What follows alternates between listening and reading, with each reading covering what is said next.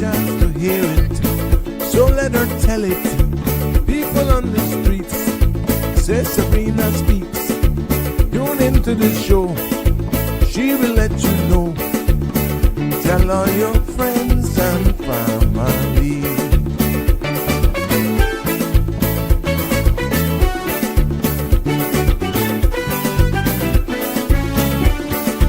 Real talk is no joke. You get the news straight up from grassroots and concerned. You hear some people gone. So tell all your friends to tune in to Good evening, Cayman. I'm Sabrina Turner, and welcome to Sabrina Speaks, your daily dose of clarity, truth, and community insights. Every weekday from 5 to 6:30 p.m., we're tackling the issues that affect you, from national headlines to grassroots concerns. Whether you're in traffic or winding down your day, this is your chance to hear it straight and speak your truth. So buckle up, Cayman. We're not holding back. This is the show. We gotta let you know. Now we got to go.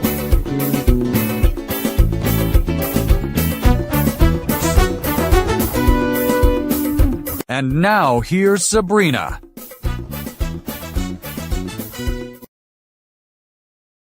Well, what do you know? Good afternoon, everyone, and welcome to our friends and family near and far. Look who's first to comment today. UK's in the house. Hi, Harry. How you doing? How is this Tuesday? Still night for you, right? It's not yet morning. Hope you're had a good day and had a good evening, but it's always good to have you on our platform. Like everyone who's about to join. Yes. It's time for another episode of Sabrina Speaks, Voices of the Islands, Conversations for the World, and the podcast where voices rise, stories unfold, and inspiration takes center stage. Yes. Oh, 11:02. Okay, well, thank you for that. You and your military thing, you think I couldn't understand it? I gotcha. For those of you just joining me for the first time, I see you. Thank you for following our page. Thank you to all of our new subscribers. We appreciate you. Now continue to share and spread the love by sharing the link and letting people know what we got going on over here. But, before we go into the regular process today and how we do our show, going into the weather, the news, and even a few community updates, and of course, that section where we highlight and we showcase every one of you. I want to speak directly to the young adults today, the college graduates, even parents and families that are tuning in early. Yes, because this evening's topic, in my opinion, will hit every generation at the same time. It was entitled Young, Broken, and Back Home for a reason. Because we're seeing now where more young people, more than ever, even those with degrees and good jobs and huge dreams, are finding themselves that they're not able to leave home, or they've tried it out there and had to end up back where they're started. And that is living at home, struggling with, the cost of independence and carrying, even in many cases, student debt. And they're trying to build a future in an expensive world. And it's because I'm seeing more and more of this, and I'm seeing more talks and seeing it on other platforms, was the reason why I know a lot of our young people are coming back home with their degrees. You're seeing their graduations, you're seeing their milestones, their achievements coming back home. Some have decided not even to come back because they've gotten other opportunities where they studied. But, parents, you're not alone either. You're feeling it as well, because you're supporting, in many cases now, it's becoming a reality that we can see the time being stretched as parents of supporting, our children longer. And you're stretched at your own budgets and trying to help them launch in an economy that looks nothing like the one you grew up in. So, families are doing their best, but the pressure is real. So tonight, my aim here is to break down the data, the reality, and the emotions behind this global boomerang generation and the trend, and what it means for Cayman, the Caribbean, and our future. Because it's not just in isolation. Trust me, it's not. So if you're a young person just trying to make it, if you're a parent trying to help, if you're even a family trying to stay afloat, I must tell you, I think you're going to find tonight's episode of Sabrina Speaks rather informative and interesting. So go ahead, like I said, and share the live, tag someone who needs to hear this, and stay locked in, because I want you to know that without you, this platform is nothing. Yes, and we love having you.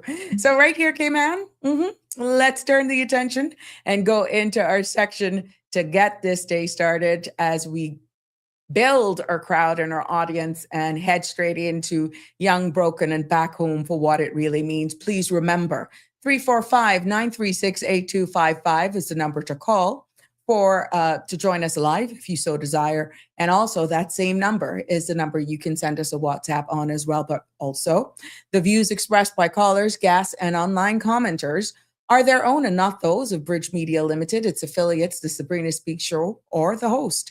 This program is for general information only and not a substitute for legal, medical, financial, or professional advice. Now, all participants are reminded to speak responsibly and respectfully, and any content that is defamatory, discriminatory, unlawful, or harmful is strictly prohibited and will not be endorsed or tolerated. Now, listener participation and continued streaming from whatever you're streaming us live on implies acceptance of disclaimer, and I thank you for your understanding. So, yep, right here, let's get straight into what's making our weather into today, yes, and for tonight, and into tomorrow. Thanks to our friends over there at the Cayman Islands National Weather Service. Let's get straight into it. The synopsis for tonight is calling for an increased chance in hazy skies is expected into tomorrow morning, as moderate concentration of Saharan dust is expected to move into the Western Caribbean.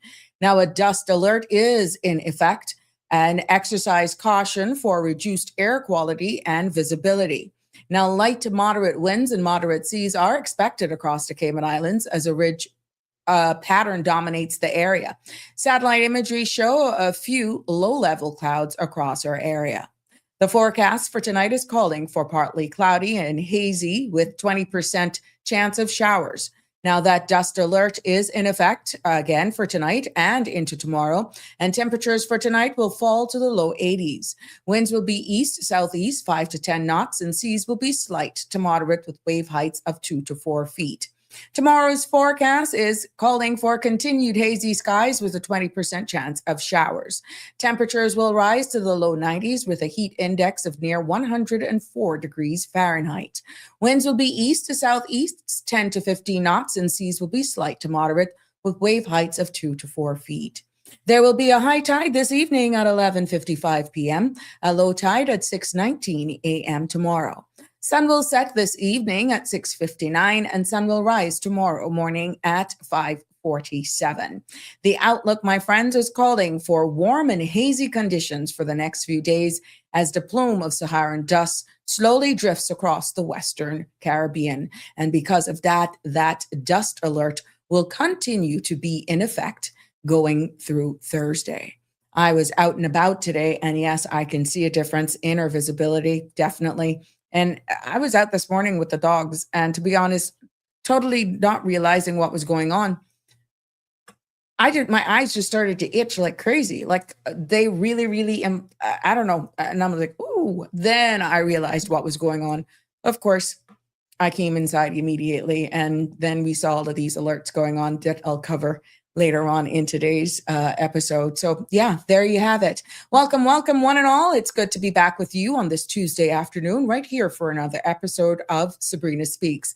Let's see what's making news today here on this platform, starting with local news.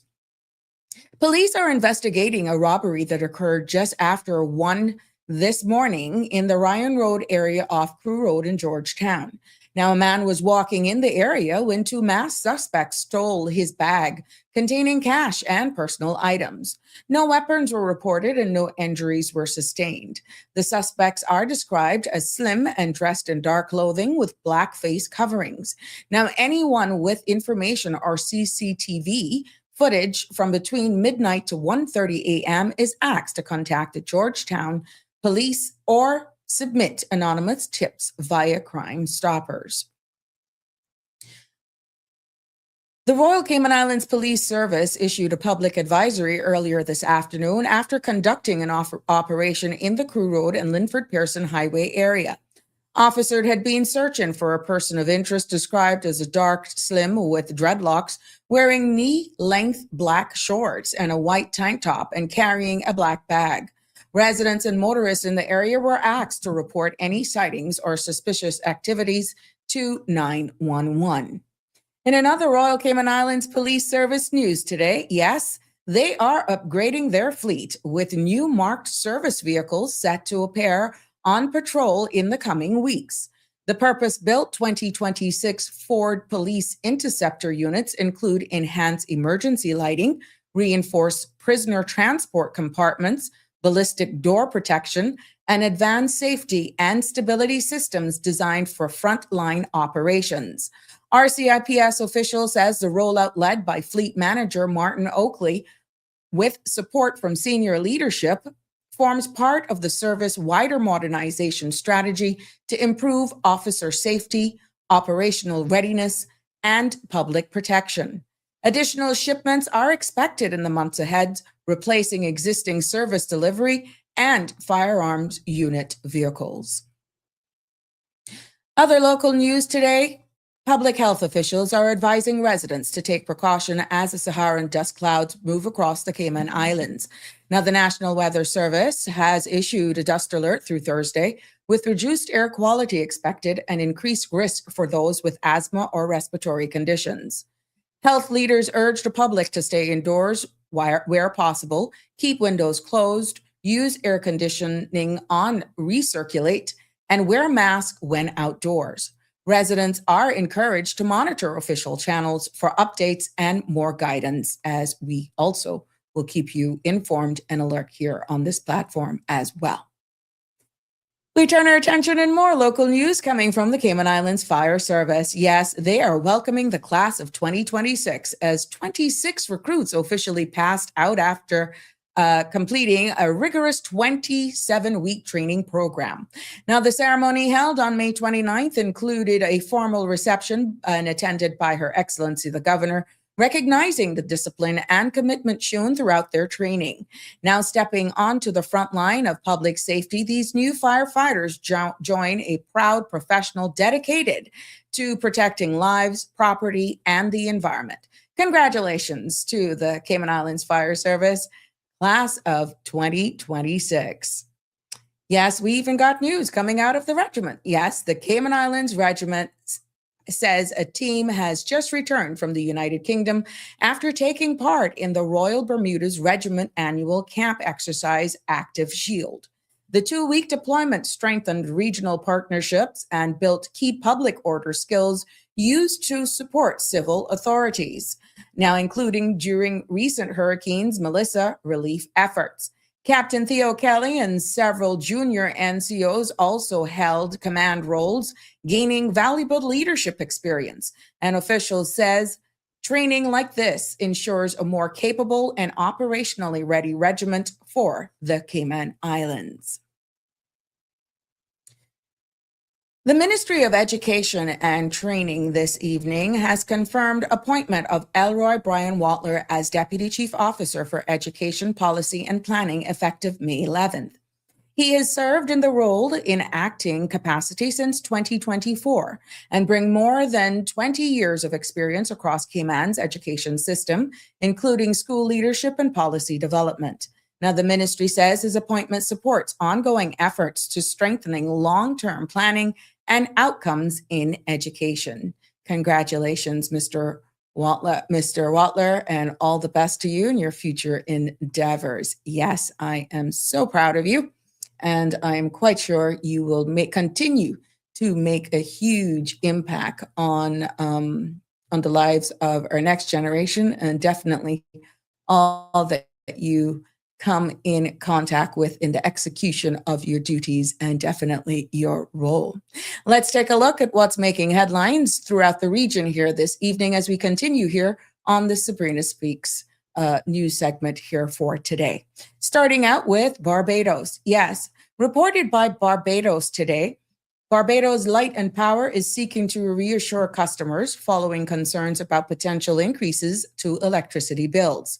Now, the company says a recent Fair Trading Commission ruling permitting temporary additional generation capacity is expected to add only about $1.25 per month to the average household bill and will not take effect before September. Officials emphasize that the measure is intended to maintain system reliability while keeping customers' costs as stable as possible. Over in Antigua and Barbuda, yes, they have broken ground on Long Bay Zen, a $200 million luxury resort featuring 113 high-end units, AI-driven operations, and built-in sustainability features. The government official says that the project will create jobs and wages, but critics warns it may accelerate property prices beyond what many locals can afford, a pattern seen across the region for decades. As construction begins, the central question remains whether the development represents smart investment or another resort that deepens the divide between tourism growth and local affordability. Any similarities here to the Cayman Islands? I tell you, we're connected more than you think. Over in Jamaica, we see where, reported by Nationwide News in Jamaica, that the cabinet has approved a 16% fare increase for public passenger vehicle operators. Transport Minister 𝗕𝗰𝗙𝗲𝗯 made the announcement earlier today, confirming the adjustment will be implemented in 2 phases, within an initial 8% taking effect today, June 2nd, and a second 8% scheduled for July. Minister Vaz says that the phased approach is intended to balance the financial pressures facing operators while reducing the immediate impact on commuters. There is a familiar face in Trinidad and Tobago this week, as well-known meteorologist Brian Shields has arrived there. Yes, Shields, widely recognized for his regional weather coverage, is in Trinidad for engagements connected to forecasting and climate awareness. Now, his visit has already generated interest among viewers and weather enthusiasts, given his long-standing connection to Caribbean audiences. I'm quite sure we will see clippings from that for all of you who subscribe to him. I know I do. The Duke and Duchess of Edinburgh are in Portugal as part of events marking the 640th anniversary of the Treaty of Windsor, the world's oldest diplomatic alliance. Now, during a day of engagements in Lisbon, their Royal Highnesses rode one of the city's iconic trams, unveiled the first public display of the original English and Portuguese treaty documents, and attended a garden party at the British ambassador's residence celebrating outstanding community contributions. Now, the visit underscores the enduring partnership between the United Kingdom and Portugal. We see where, as reported by Forbes, the largest institutional holder of Bitcoin has disclosed a recent sale, confirming it offloaded approximately $2.5 million worth of the cryptocurrency late last month. Now, the filing offers a rare look at trading activity among major Bitcoin holders at a time when institutional movements continue to influence market sentiment. Analysts note that such disclosures are closely watched as they can signal shifting strategies within the digital asset space. And we'll definitely keep our eyes out for that, because you know what that means when they're offload. Something new is coming. In our business roundup for today, we see where global markets were mixed today. Asian trading ended unevenly and Europe saw modest gains.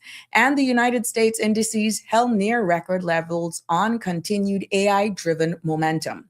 Brent crude hovered in the mid-$90 range while gold remained steady. Here in the Caribbean, the Jamaican Stock Exchange posted light gains across major indices, and regional economic indicators continued to show varied performances as countries balance recovery and growth pressures. There you have it, ladies and gentlemen. That concludes, That concludes this evening's news segment here on the Sabrina Speaks platform. It's good to be here with you on this fine Tuesday afternoon. I hope you've had a productive day and you're keeping indoors as much as possible. And if you're outdoors, I'm hoping that you are making sure that you're protecting yourself for sure. I want to say happy birthday to all of those persons who are celebrating a birthday, wedding anniversary, or just celebrating life today. From all of us here on the Sabrina Speaks family, we want to share and wish you many, many more to come ahead. And also we want to remember those as well who are mourning the loss of a loved one. We just want to let you know that our thoughts and prayers are with you as you navigate this challenging time. As I said, the first person to comment this evening was Harry. Harry's in the house from the UK. Yes, joining us at 11:02. Lisa Brightly is also here as well. Good evening to you as well. Thank you for joining us here and commenting on the platform. All of you guys make me feel that I'm not alone, or not even talking to myself. Getting used to this whole thing. Andrew Campbell is in the house. Oh, loyal, old faithful. Oh, you and so many more. Thank you so much. Good evening, Sabrina. Blessed Tuesday to you and the Cayman Islands, and the same well wishes to you as well, my love. Connie Bonnie is here. Good evening, Auntie Sabrina Turner, community activist, and the crew. Yes, and I'll be sharing those beautiful orchids that you shared with me momentarily. Aliano is here as well. Good evening, Cayman, and to you as well, Aliano. Thank you for the warm wishes. Still on the road. Hope all is well. Oh, yes, I am a given. Thanks, my dear. Hope the same on your end. Oh, another old faithful here and a content person here. Words of wisdom and encouragement. Let's hear what our friend Damien Henry has to say today. Good evening, all. Being proud of who you are means recognizing your worth, embracing your journey, and standing confidently in your truth. It's honoring your strength, accepting your imperfections, and understanding that every experience, good or bad, has shaped you. It's knowing your story carries meaning, your voice matters, and you deserve to take up space exactly as you are. You are enough, and your journey is worth celebrating. Damien, you're just kicking off these kabooms early, like 2 days back to back. Cut! You've been bringing it home. Thank you, Damien. Oh, that is so sweet of you. And thank you again for sharing such kind words of inspiration and affirmation. Definitely.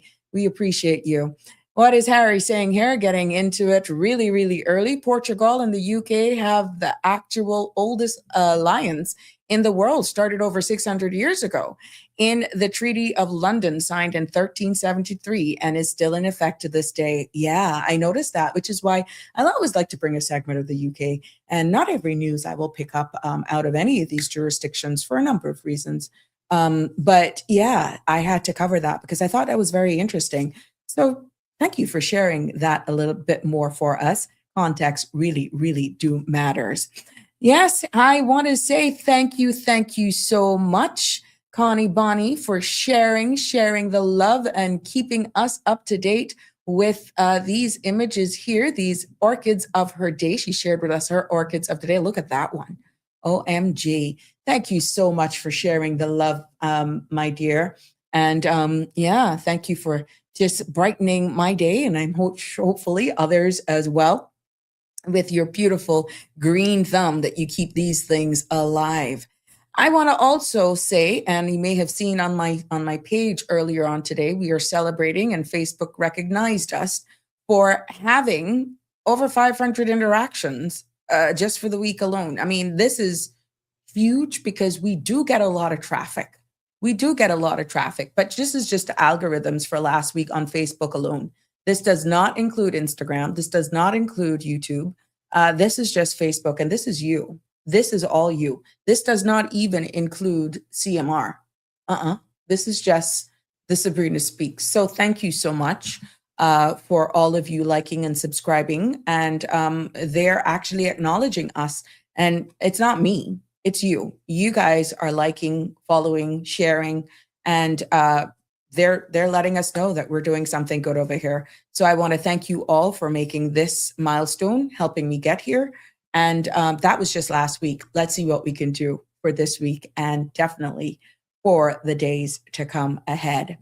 So welcome, one and all. It's good to be back with you. I got to take it back just a notch because there's been a lot going on in regards to, before we get into the substantive discussion for this evening, and we're right on the money. We're still doing all of the housekeeping and all that good stuff within, I would say, half hour as we continue to build the space here and to keep you update with what happenings that I have. But before going into that, I just want to share this with you and to help promote this event, because that's what we do here. I try to help as much as I can. Please remember, guys, that this evening, today is the 2nd of June, Newlands and Savannah, the Royal Cayman Islands Police Service District Community Meetings is taking place in your area at the Joanna Clark Primary School this evening, starting at 7 p.m. And on Wednesday, that's tomorrow, you're there in Georgetown, the capital. So anyone has any policing issues and you want to get up and close with the commissioner and your beat officers and other officers are part of the community policing, and just overall, you want to go out in your respective districts at these dates. And the last one is ending on Thursday. That's in West Bay. So this evening, Savannah Newlands community residents, 7 o'clock at the Joanna Clark Primary School. Let's see, and hoping that everybody goes out and support this event. Also, one of our contributors here is asking me to share this flyer. Something is taking place here, but the Ebenezer Church Adventist Youth Ministries Department is having a paint and praise event. And this is going to take place on Sunday, June 14th from 5 at the Mary Miller Hall right here in Red Bay and Prospect community. Now, from 5 p.m., these refreshments will be served, and there is a fee. Children are $20 and adults are $50. So, yes, so this is, as we said, it's a paint and praise, a brunch. It's a brunch style experience. So it's just not the entry. This is a brunch style experience, and this will take place on Sunday, June 14th. So yeah, Mary Miller Hall. So we'll keep pushing this, and I'm happy to help where I can.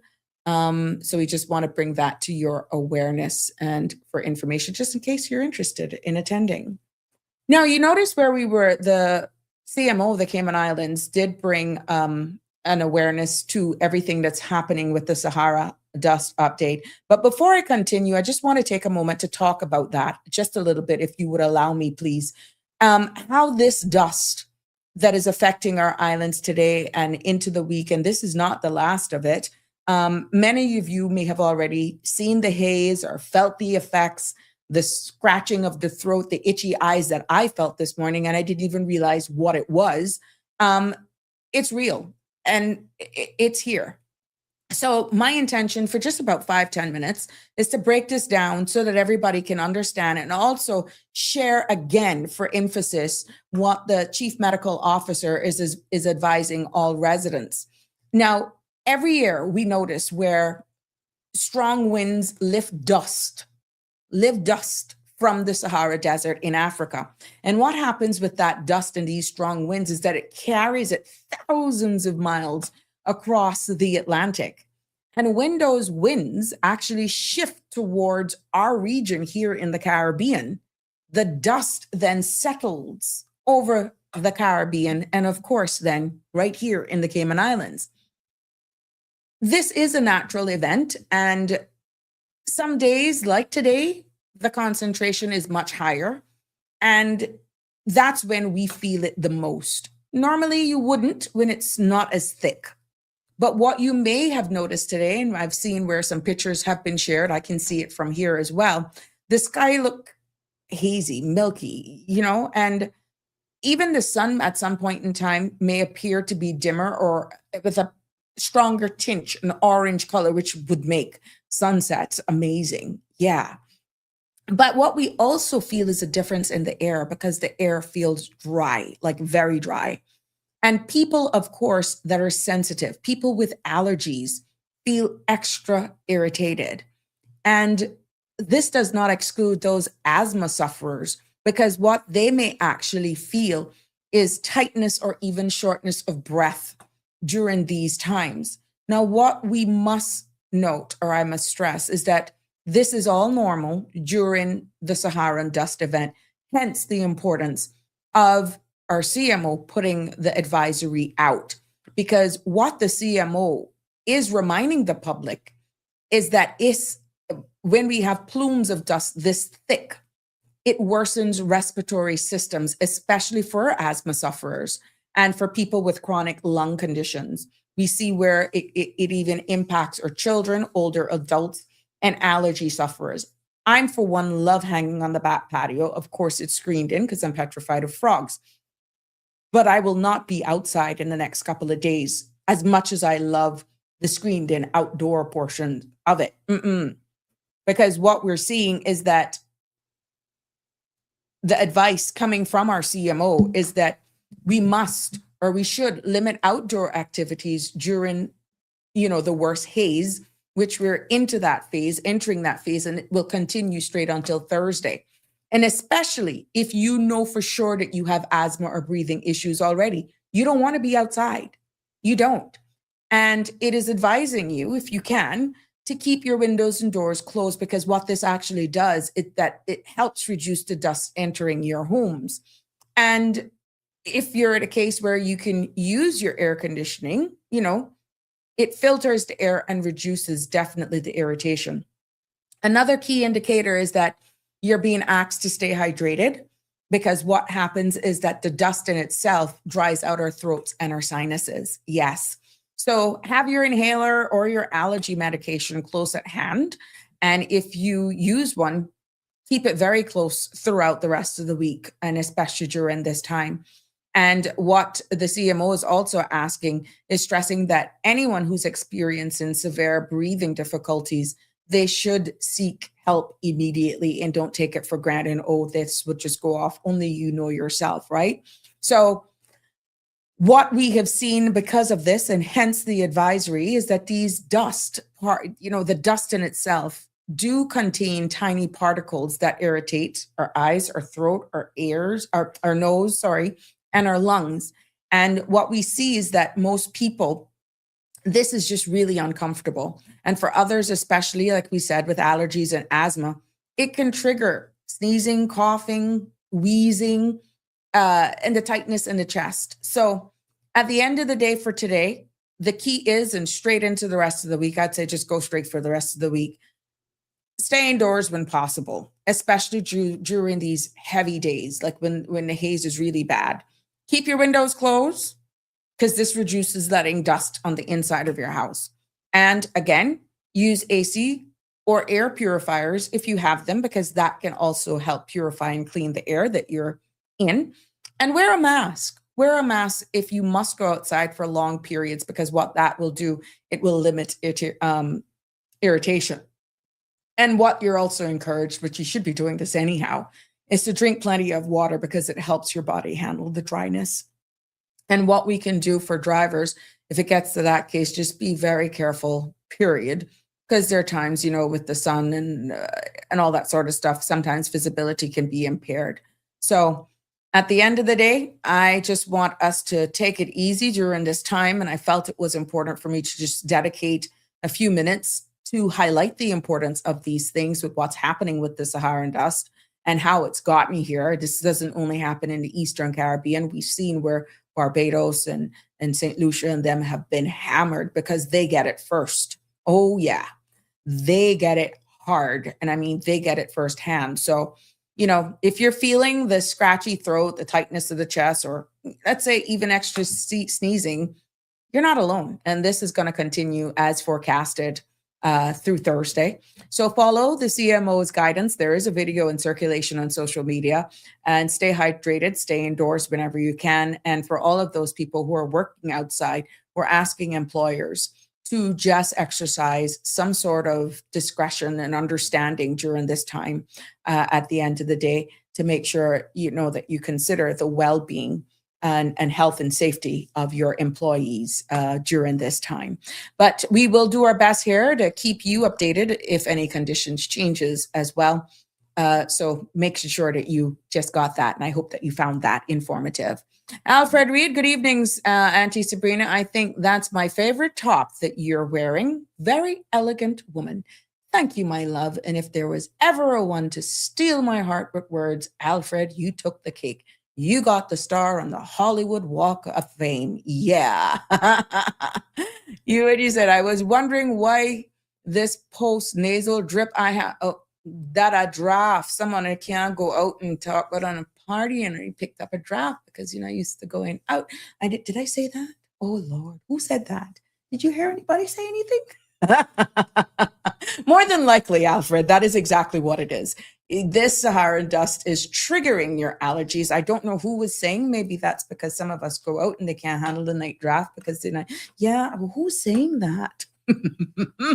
Miss Barbara, good evening to you. It's good to have you joining us this evening as I trouble old Alfred. Oh my goodness. Can't take that night juice. Can't take a thing. For those of you just joining me, 345-936-8255 is a number to call. Should you feel free to join in live and participate in our live discussion, that's also the number to WhatsApp me on. And in case you're just joining and what the heck it is we're talking about tonight, what we're going to be doing is diving into a trend that is sweeping across not only the United States, but is deeply relevant to us here in the Cayman Islands and definitely across the region. What am I talking about? I'm talking about young adults moving back home, some not even being able to get off their own feet and be independent and say, okay, I'm going out on my own. Young adults who are unable to launch independently, even if mentally, emotionally, physically, education-wise, they are ready for it. Young adults that are finding themselves delaying transitional milestones of adulthood, no fault of theirs.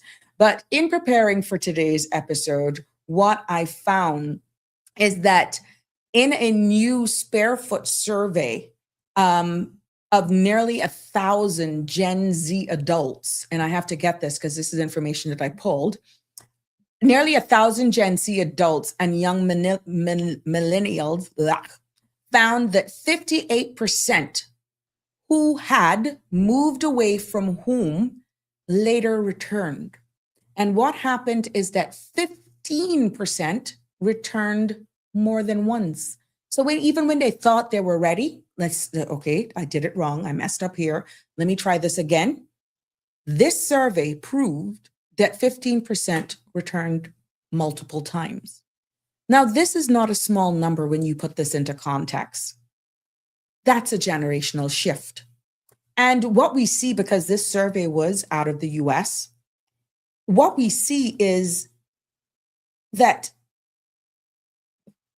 as expensive as the US is, there are some states that are more expensive than others. And some of those states, like New Jersey, Connecticut, and California, more than 39% of adults age 18 to 34 live with their parents. Yeah. And we know the US mentality. 18, let's go, buddy. You're out. You're on your own. You're tapping into my retirement. That's not necessarily the same culture we're seeing here in our region of the world. But what we're seeing with this survey is that this isn't just an American story. This is also a reality here. At least some of them have the opportunity to move out and realize, oh, this ain't working for whatever reason, and they come back. Some of our own can't even get out on their own. This, too, is a Caribbean story. This is also the reality of a small island development state story. So, like I said, for those of you just joining us, tonight, my intention is to break down some of the information that I found, the economics, the culture, and definitely the future. And we're hoping we're going to talk honestly about what it means for us right here at home, for our young people, and for long-term sustainability when it comes to these trends. So yes, at any point in time during the discussion, I appreciate those who want to weigh in on this and give their perspective. If you can see it, if you feel it, if you're a young adult who's getting ready or have just recently graduated and looking for a job, whether or not you're even interested in right now home ownership, because that's another segment that I'll cover as well. what was tradition of me as a class of 1990, getting a good job and getting a mortgage, that's not necessarily the desires of some of these generations now. They want to travel, they want to explore. We're seeing where some of them are not even interested in getting a job. They're doing very well right now on podcasting, creating apps that are making them millionaires overnight. Some of them are not even 30. Some are not even 25.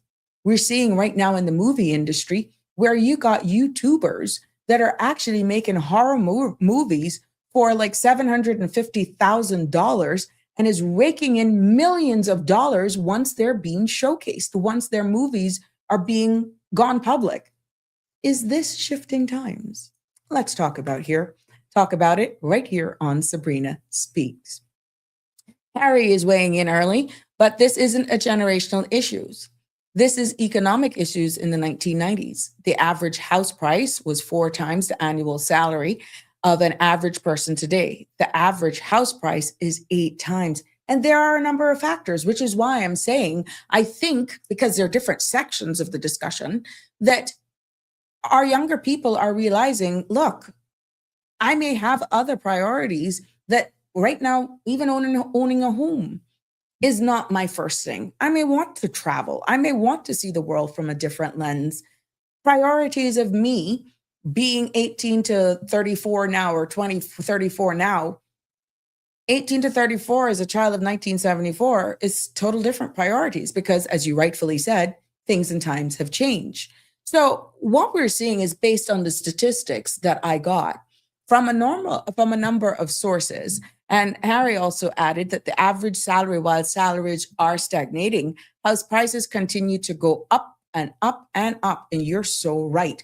That's no different here. It's no different here in the Cayman Islands. And this is why in a portion of the news segment with Antigua and Barbuda, you hear how the people and the critics there are saying it's going to constantly create a divide between accessibility and affordability, weighing tourism, investors, and their own people. So it's quite unique what's happening around the world. And this is why it is so important for us to have stats and to look at trends and see how it's applicable, even relevant and relevant here to us here in the Cayman Islands. Now, what we're seeing, and like I said, this is based on some United States trends and what the data shows. It shows there that more than, again, 18 to 24 Gen Zers live with their parents, according to the census data. And also one of the other polls called Harris Poll from Bloomberg found that 45% of people aged 18 to 29 still lives at home. Now, that is the highest since the 1940s. And this was reported by CBS News. Let's just move it back a little bit and look at the Harris poll of where it says 40% return home for the reasons to save money. And then also information from this Harris poll is saying that 30% of the Gen Zers said that they simply could not afford to live on their own. So 19% moved home to pay down debt. A lot of them had student loans, student debt, right? And 16% were recovering from emergency costs for whatever reasons, right? Then we saw where CBS News reported that 10% had to return back home because they lost a job. What we're also seeing based on the information that we got is that the boomerang effect. What happens with the boomerang? I had one in the backdrop. Yeah, it comes back, right? Move start data shows, again, just for relevance and context, 30% from the boomerang effect of Gen Z movers returned to their home state within 24 months. Yes, within 2 years. And what was the reason is that rent in major cities rose by some 42%, while entry-level wages rose only 12%. Harry, it aligns with exactly what you're saying. Yeah. And because this is the United States and they pay taxes, after taxes and rent, the average Gen Z worker in New York City has $600 per month left for food, transport, and utilities. And that's based on data pulled from 𝗕𝗰𝗲𝗀𝗡. You can pull this up for yourself. So what we're seeing then is because of this, that we find more multi-generational living is now on an increase, which is somewhat normal here for us in small island jurisdictions. Whether or not you want it, it's almost like a culture almost, not that you necessarily want it, but because here in the Caribbean, small island development states, it's already so expensive, it is actually, it is almost like a norm. So because of that, you have multi-generational living numbers is now rising even in the United States. 𝗕ecie Joy, soon come. And what we see with this is generational housing starts are up based on the stats in the US by 34% year over year since 2026. And that too, those statistics and data can find on movesmart.co. What we also see in the fifth point that I want to highlight here is that the emotional shift that comes along with this. Because what the data and statistic also reveals is that 87% of young people say no one should be judged for living at home. And I hope you see where this is going. And 40% of them say they feel happy living at home. And 33% of them say they feel smart for doing it. And that was also in a poll by CBS News, and they reported it. So bottom line, with all of these statistics that is out there from various sources, reliable sources as well, because I double-checked a lot of them, this is no longer a failure on our young men and women. It's a strategy. And it's a strategy that mentally, emotionally, financially, as parents, we got to be prepared for as well. Yeah, because your job is not just over once they reach 18 or they walk across the stage once they finish their college or university degree. It's a matter of strategy, goes back to that. And there's a matter of survival. Now, many of you may say, why does this matter? Because it's real here. 𝗕cie Joy, it's good to have you with us. Rent topics for Cayman too. Yeah, rent is an issue here. We see where there's a supply and demand, but we have people asking, where's the legislation for rent control? And the word control is pretty harsh. We have had numerous of discussions here. Why do we want the government to control everything? Be careful what you ask for. If you have to do something with rent laws and control, and we did an entire episode on that, things can get a little tricky there. So you may be asking the question why it matters here. Even though the information that I've shared is US, it doesn't take away from the fact that it is real and stuff that is impacting us here in the Cayman Islands. Harry is saying, in the UK, there is a government policy that a minimum of 10% of newly built homes must be affordable housing. But local councils get around this by rather than taking on new social housing. Because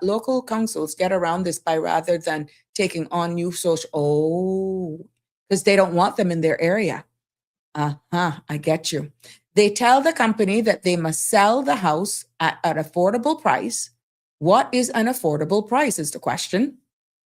Well, whatever the council and company decides, as long as they are on paper lower than the normal houses. This is one of the key reasons why social housing is in such a deficit. It is also a reason why house prices don't stop increasing. There is no limit on what companies can charge. Oh, interesting. So that's a quick way around circumventing that. Vicky Joy, let me catch up with you before going back to Harry. Vicky Joy says, Lord, sharing bathroom in Cayman is stress. People nasty bad, especially some men. No wash bath. They don't wash the bathroom, but they stay in longer when and know how to wash Cayman, need to rent. Oh, they need to rent board. Okay, I get you. Yeah.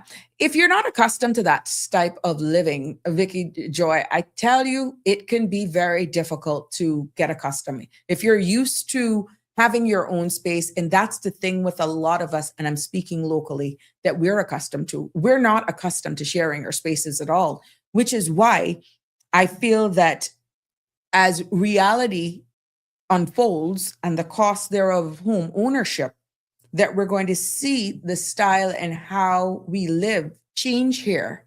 Not to tell you that you're going to be sharing shared spaces here. Oh no, that's a matter of what our elected officials can do. And we see where the Honorable Minister is doing his best.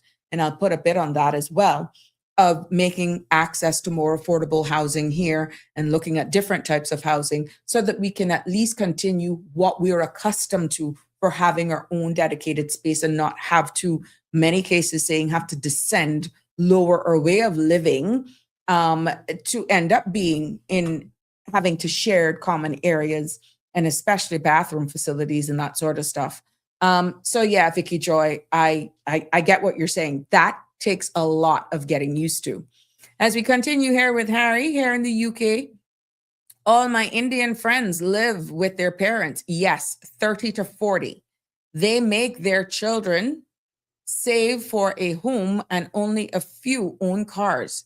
They all use public transport. I admire that so much.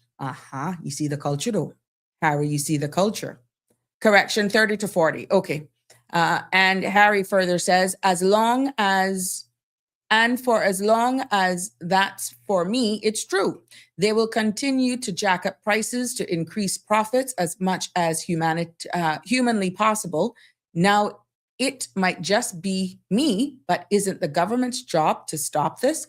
Based on legislation, they can intervene, but again, sometimes in here, they're asking for some sort of control board.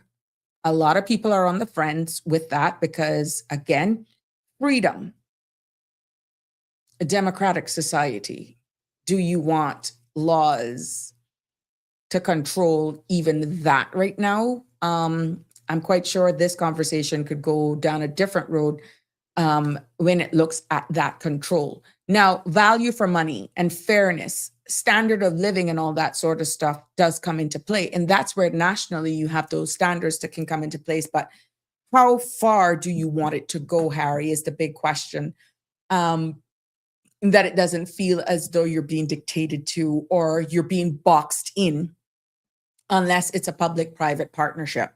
So that's something to take into consideration as well.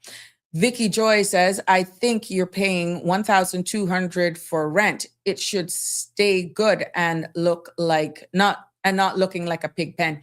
And that has been some of the complaints that we've heard, that some of the places, even where government is paying for, that you have to question its state and it's the public's purse, the public's money that is going into these. It should have at least a minimum standard for what persons are renting. And that's where the clarion call here in the Cayman Islands is calling for, because they don't feel you're getting value for money. Now, on the flip side, you may have landlords saying, look, I am not going to rent to anyone that's being paid rent by the government because all they do is mash up my place. So you have to look at it from both sides of the coin as well. Harry says, but it doesn't mean to be government ministry. It doesn't need to be government minister controlling it, appointing judge, lead, independent, impartial, judicial commission in charge, okay. Yeah, an oversight body, but national legislation, I get what you're trying to say is what you're asking for, which is what I feel is where the conversation here in the Cayman Islands is headed as well, Harry. So let's see, because more and more we're hearing this, more and more we're seeing the talks are being happening. But we got some stuff in the pipeline as we constantly look at this with the Minister of 𝗕𝗰𝗲𝗍, who is planning on putting together, and it is history here in the Cayman Islands for a piece of legislation that he's working on right now.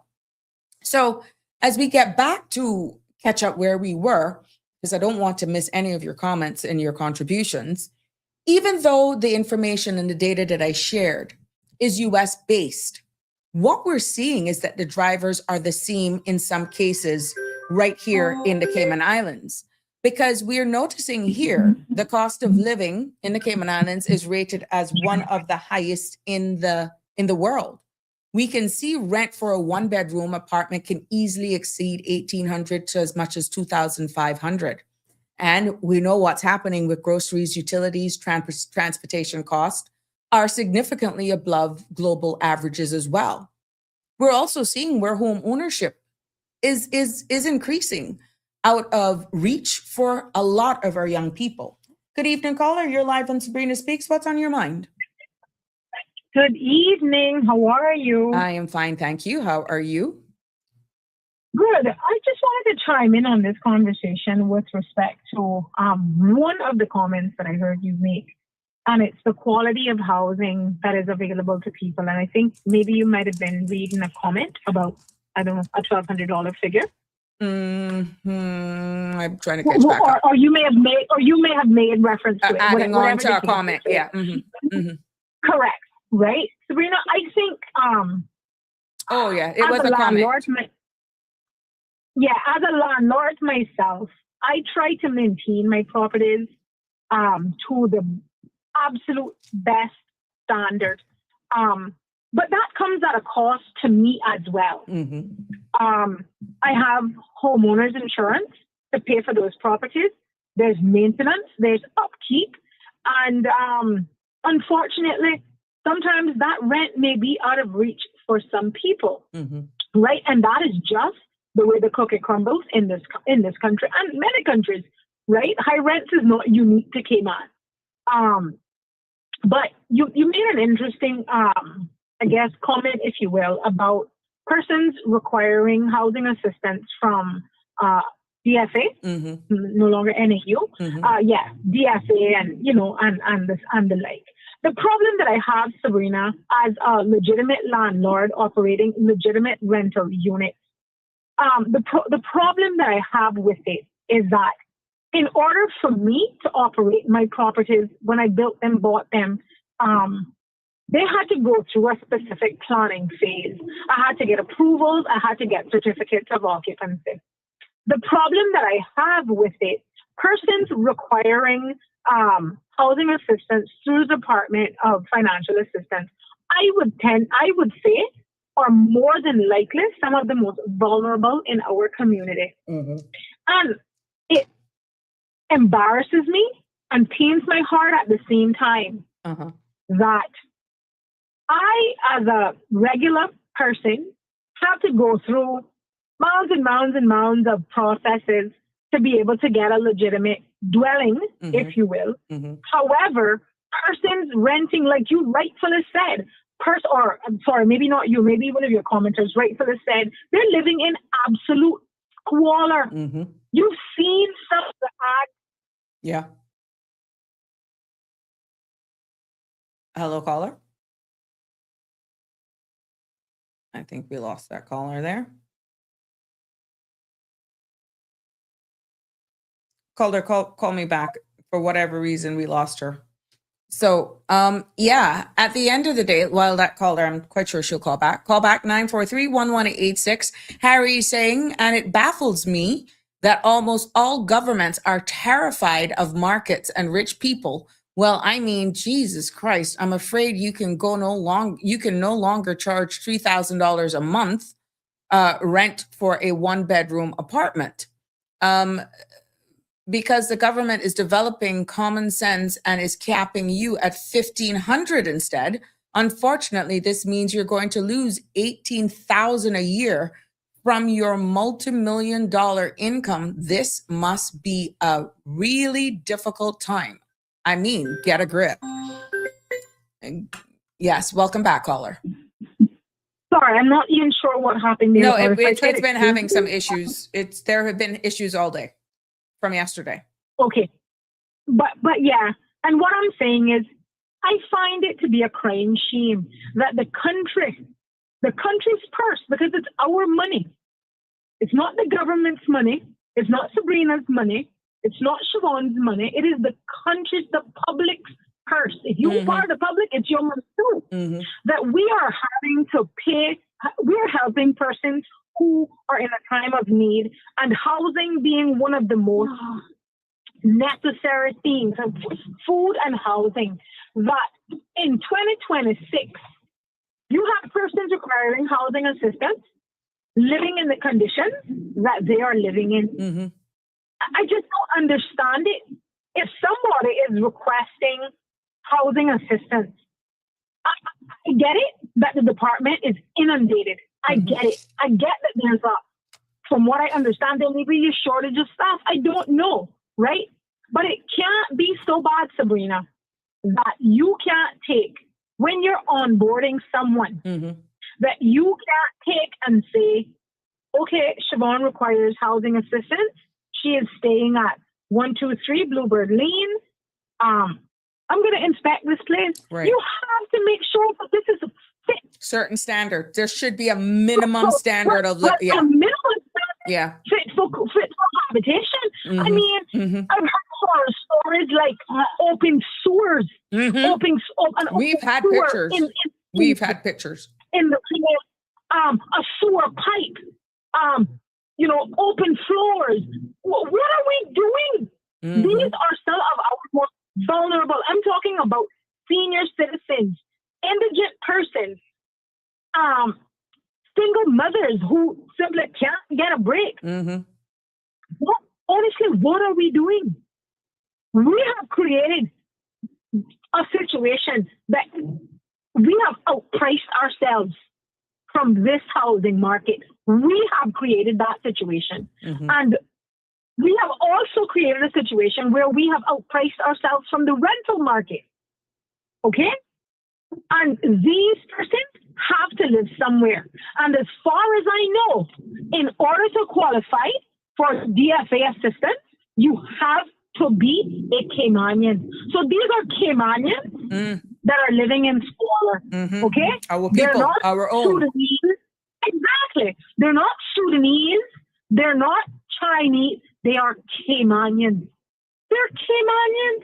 And I'm sorry, people wouldn't be so quick to rent some ramshackle goat pen to people if proper inspections were taking place.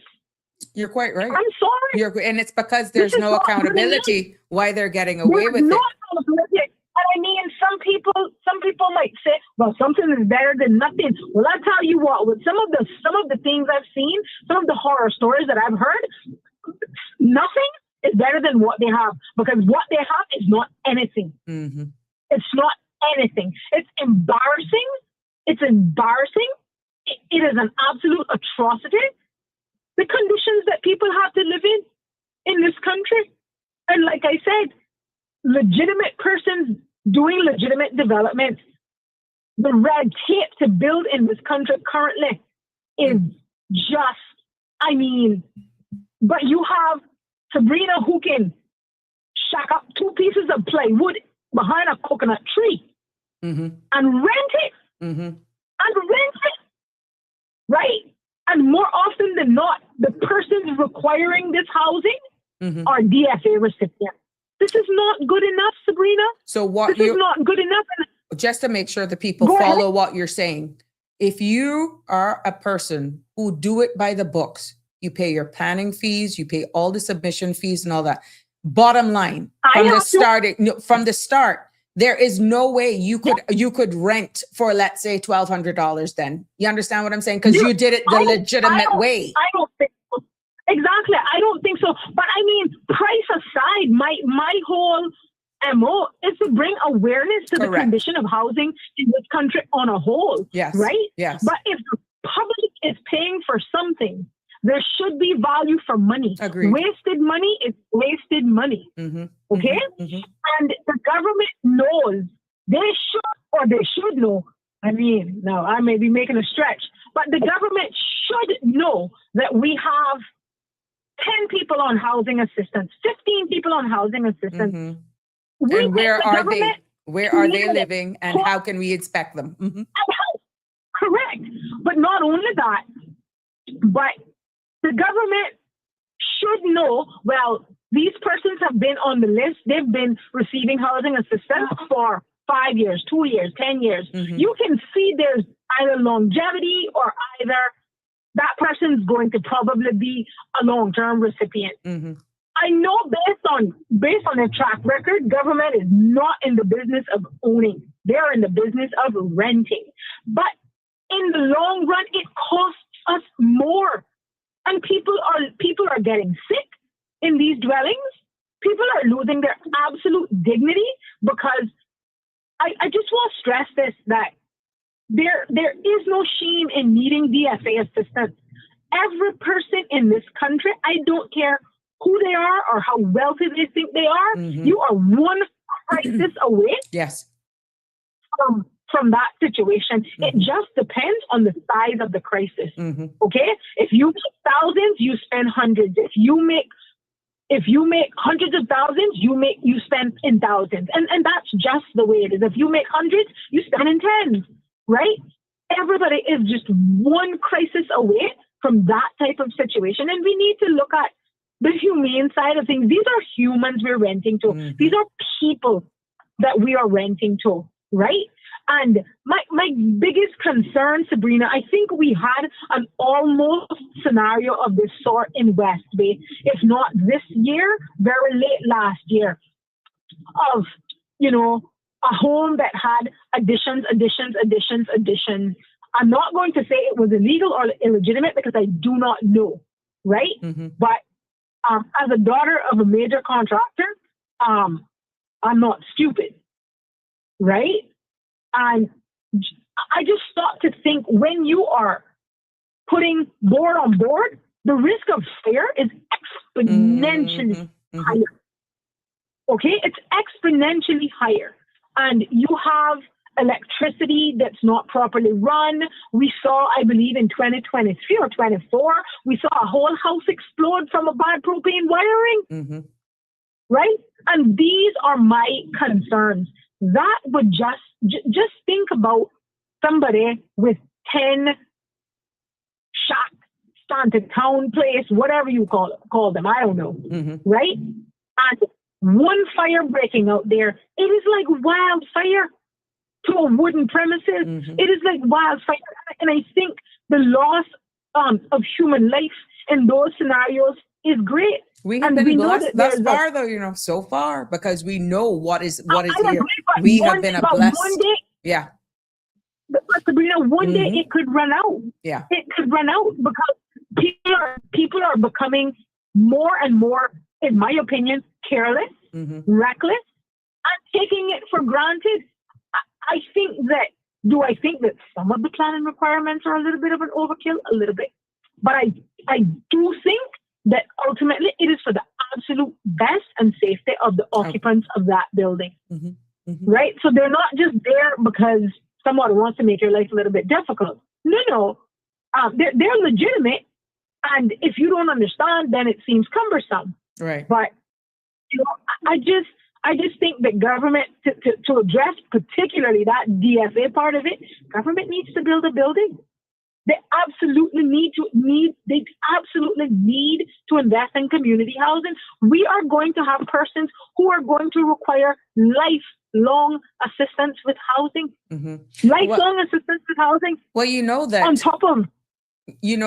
What was tabled in April of this year is that we're having our first ever public and affordable housing policy, which was tabled by the Honorable Minister. And that pretty much is a 10-year strategic plan that was tabled earlier this year.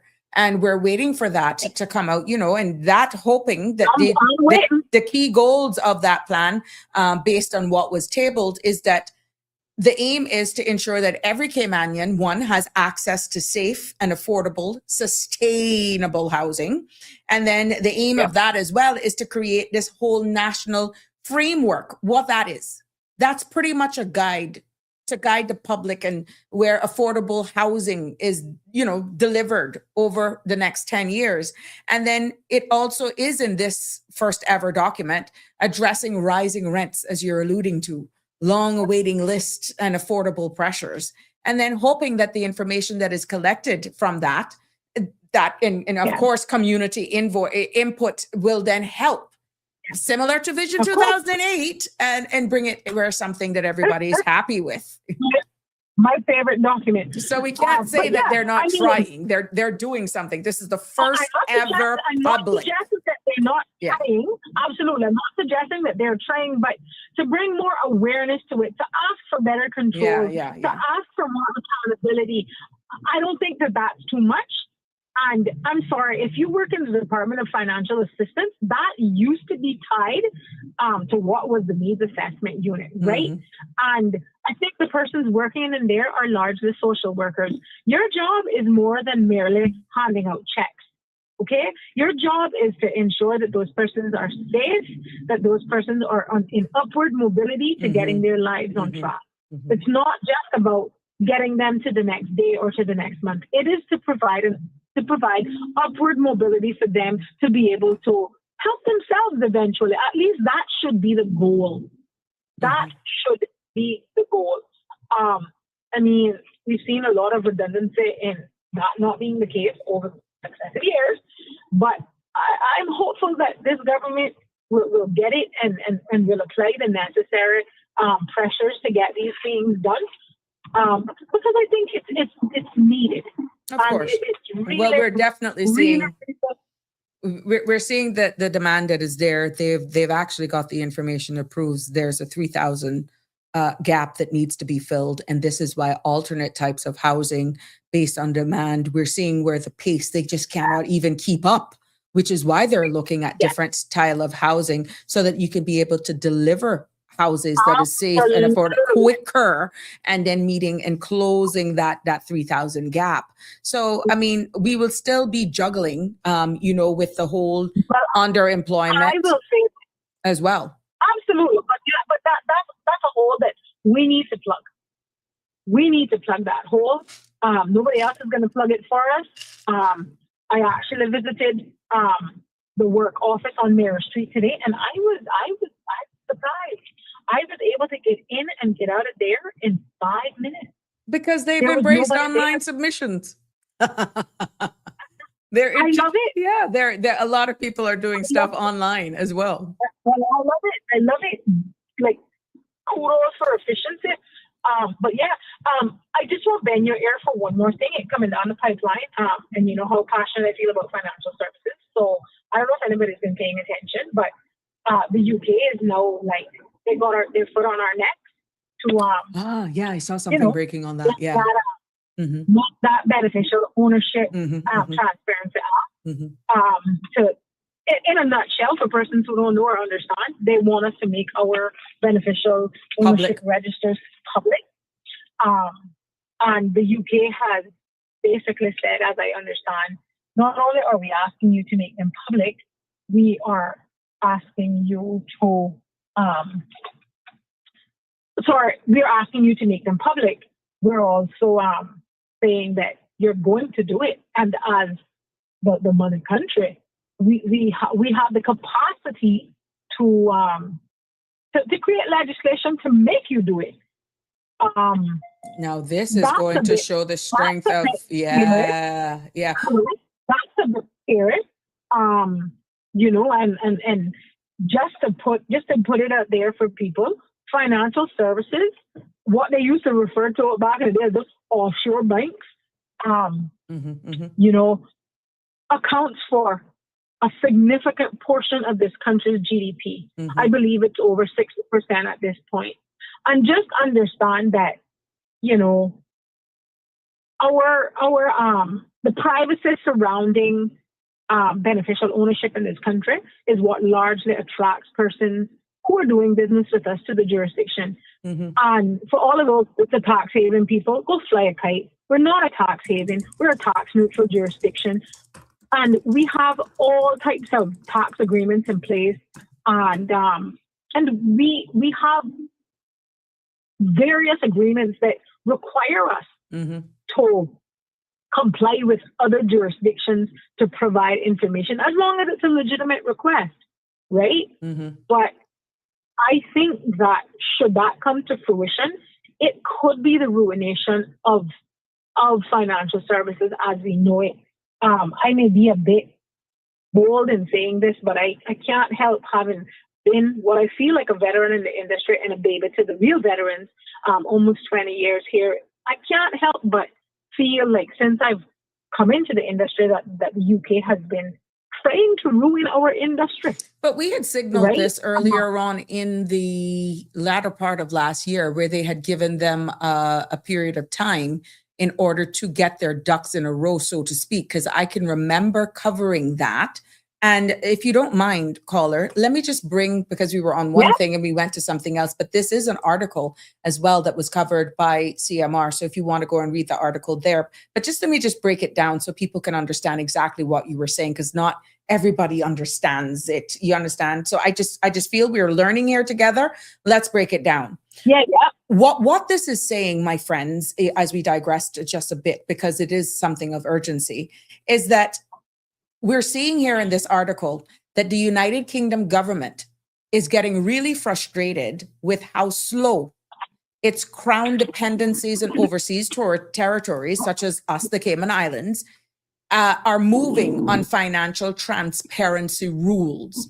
And these rules are meant to make it more difficult for criminals to hide money in offshore companies. So a senior UK official, and this is Baroness Margaret Hodge, is basically saying, we've tried asking nicely, quote, if progress doesn't speed up, we may force the issue by passing laws from London, end quote. Correct. And she and another minister are now visiting places like Guernsey to increase pressure on jurisdictions like the Cayman Islands, our home. So can I correct one of your statements before you continue? Go ahead. Beneficial ownership transparency has nothing to do with trying to keep up criminals. That is strictly compliance and KYC. Well, right? Beneficial ownership transparency. That's what they'll say. Right? Exactly. Beneficial ownership transparency is just so that they can know who has what where. That's exactly what they want to know, who the beneficial owner of. And by beneficial, who owned this car, who owned this boat, who owned this land, who owns these shares, right? And that may or may not have tax implications. That may or may not have, or may trigger other things, right? But just understand that the person who invests in Cayman or in a Cayman Islands company, they have a reporting obligation that is separate and apart from anything connected to Cayman and that Cayman entity, right? So I just feel like the UK is really being, now I don't want to get the governor upset at me, but I just really think that the UK is really bullying us with this beneficial ownership thing. And just to be clear, let me educate the public. This is my arena. I think we have done a fantastic job with implementing the beneficial, the Beneficial Ownership Transparency Act, right? We implemented that in 2023, and it was amended again in 2025. Right. 2023, the 2023 Act was done so that the reporting requirement was established, i.e. your register of members, i.e. registered shareholders, whatever you want to refer to it as, that was not just available, it was filed with a competent authority, in this case, the registrar of companies. That information is private to the public. Private to the public. However, we are a competent jurisdiction and we are required by law, the FATF, the OECD, we are required to comply with requests from other competent authorities, not just in Cayman, and other jurisdictions, right? So that information is just not open to the public for scrutiny. I'm sorry. I don't think it's right, fair, or necessary for anybody to know what Sabrina owns in 𝗕𝗰𝗲 Limited. It's nobody's business. It's nobody's business, and we can't spin in this tale that they've been telling for years and years. And I'm sorry, Minister Hodge, Baroness Hodge, that is a bunch of Hodge that she's talking. It really is, and it irks me to no end.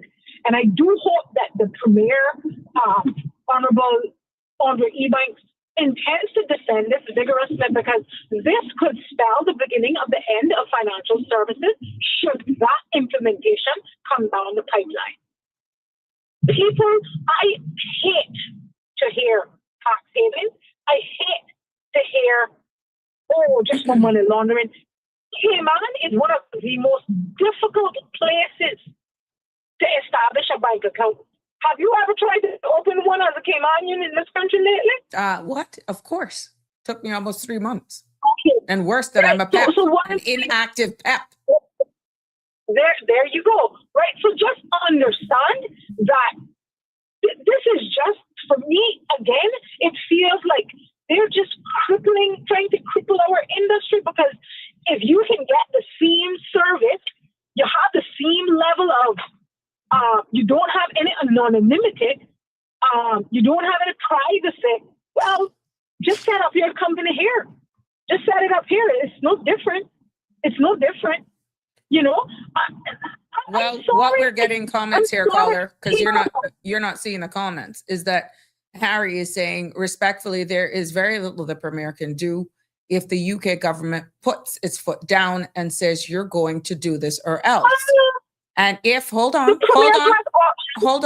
And if he tried to do anything, they would either impose an order in council or Section 81 government. If they tried to do anything after that, in most extreme cases, they could just. These are just comments. I'm just reading comments because you're not seeing them. I mean, I'm a little bit extreme. The Premier has options available to him. I will not say them, because people might just lose their absolute loving minds. But the Premier has options available to him, and there is a nuclear option. I will lead him and his team to, I guess, suss that out and do what they think is in the best interest of the country. But again, I want to remind everybody who is listening, and I hope they are too, that without financial services, this place may cease to exist. And it would be a tragedy. It would be disastrous to this jurisdiction. We are the hedge fund capital of the world. Okay, there was a recent publication came out that as of 2027, we're going to be holding somewhere close to $700 billion in assets. And we can see where more is coming, as reported, by the independent. Yeah, all of that, absolutely, all of that could just dry up overnight. And there goes your industry. Well, this is not a matter of fear. This is not a matter of fear. This is an article that we're reading. And I know that we had highlighted this. This is warning where they were extending it. Now, maybe people were saying, why are they traveling so much? Why is the Premier traveling so much and trying to strengthen in our financial industry? Remember, we don't know, but this is where it is key for you to speak to the people and let people know what's going on. Because when you have articles like this coming out, even if it is factual and that they are turning up the heat, we need to hear from our elected officials a little bit more candidly ahead of time. Handle the narrative, take control of the narrative is all we're saying. Because we don't want it to be fill with fear and all this sort of stuff. And you can read the article for you want on CMR and take out of it what you want. But until we hear our leaders that are holding these key positions, that they represent the people, letting us know what this means. We're hearing it from your contribution for someone working in the industry. We will do our best to break it down in layman's terms. I was just trying to dissect in layman's terms what the article was saying, but we're having all the comments coming in. At the end of the day, who people really want to hear is who is at the helm of the ship, who will be in discussions and talks with the governor and the UK to try and save us. Agreed. And just to remind everyone, he is not only the premier, he is also the Minister of Financial Services. Right? So this is a critical, like, this is critical for us that we get this right and that we play our cards right. I'm not advocating that we just lie down and just be like, sure, just do what you have to do. Absolutely not. I genuinely believe it will be to our detriment.